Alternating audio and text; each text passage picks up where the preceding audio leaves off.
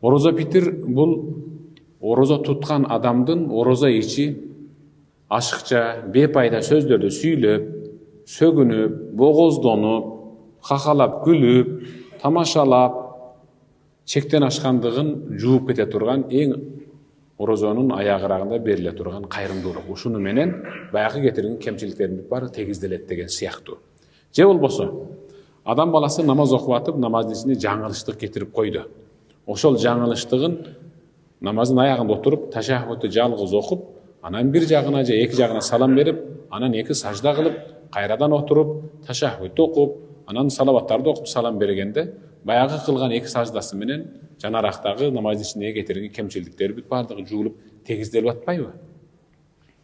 Ороза фитир дагы дал ушул сыяктуу. Ороза ичи баштан аягына чейин кетирген кемчилдигиңизди жууп кете турган бир акы. Эгерде ороза питир берилбей турган болсо, анда ал инсандын орозосу булут сыяктуу асман менен жердин ортосунда калкып, Аллах тараптан кабыл болбой тура берет дейт. Качан кабыл болот ушул ороза питир? Качан ороза питир катары кабылданат? Ал айт намаз окулганга чейинки чыгарылган ороза питирлердин бүт баардыгы ошол кишинин ороза питири сыяктуу кабылданат. Айт намаз окугандан кийин бериле турган болсо, аныкы жөн эле күнүгө берип жүргөн кайрымдуулук сыяктуу эле кабылданат дагы, анын ороза питири карыз боюнча моюнда калып калат.